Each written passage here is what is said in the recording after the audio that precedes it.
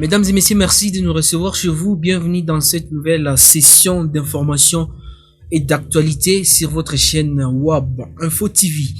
Dans cette session, nous allons parler des événements marquants. Il s'agit notamment de la visite du pape François en RDC, mais aussi de l'insécurité grandissante dans la province du Nord Kivu, en particulier dans les territoires de Massissi, mais aussi dans les territoires de Rutshuru.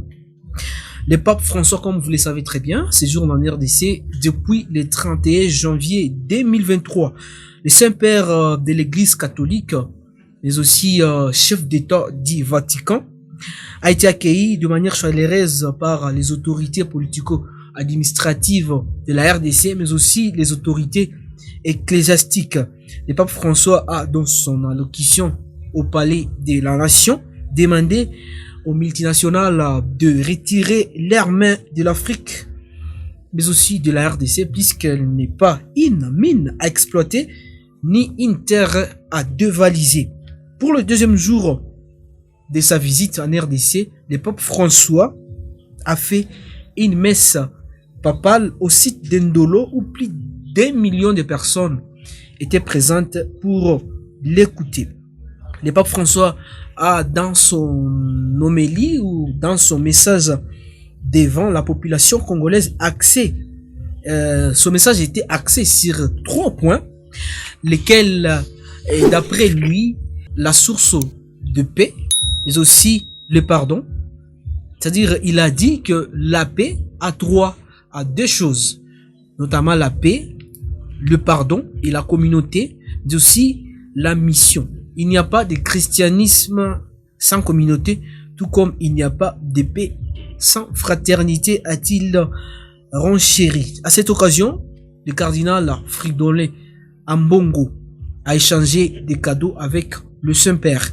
Le cardinal a dit au pape que sa visite intervient durant une année électorale qui est souvent des sources de tensions politiques entre politiciens au pouvoir et opposition, mais aussi société civile, mais également mouvement citoyen.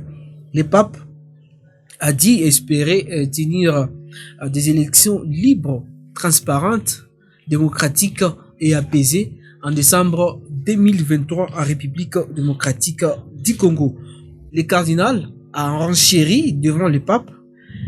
Il a dit, je le cite, « Malgré cette souffrance injuste, les peuples congolais demeurent confiants et plein d'espérance. Voilà pourquoi la présence réconfortante de votre sainteté au chevet de ce peuple qui souffre constitue un véritable encouragement. » Le pape, le cardinal, il a renchéri son propos en disant que les messages du pape François étaient réconfortants et il lui a remercié d'ailleurs. Et son homélie des réconforts qui confirme dans notre foi, a-t-il ajouté. Alors que le pape séjourne toujours à Kinshasa, il va faire 4 jours, les affrontements, et c'est ce qui nous permet de parler de sécurité, les affrontements se poursuivent dans les territoires de Rutshuru, mais aussi dans les territoires de Massissi, précisément dans la cité de Kichanga.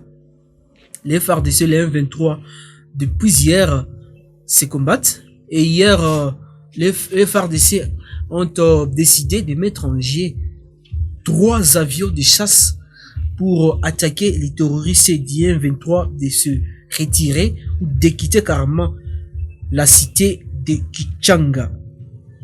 Des sources concordantes ou des sources sur place parlent d'un enfant tué par une balle perdue, toujours au cours de ces affrontements dans la cité de Kichanga. Maintenant, dans les territoires de Rutshuru, à Kishiche précisément, où les M23, ces terroristes avaient massacré plus d'une centaine de personnes, cette cité continue à être menacée par les terroristes du M23. Mais également, la situation était très tendue à Kibirizi, à une vingtaine de kilomètres de la cité de Kishiche, dans la chefferie de Bwito. La population proteste contre la présence des casques bleus de la MONUSCO dans cette zone. Les habitants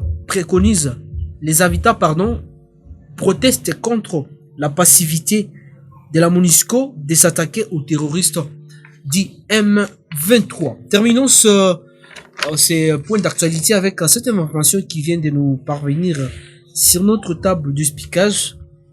Le député national élu de la ville de Goma, Jean-Baptiste Kassekwa, invite le président de l'Assemblée nationale à convoquer en toute urgence l'Assemblée nationale en session extraordinaire avec comme point à l'ordre du jour examen de la gestion de la conduite des opérations militaires dans les deux provinces sous état de siège, les provinces du Nord Kivu et de l'Ituri.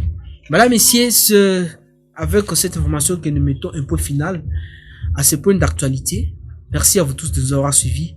Restez branchés sur votre chaîne.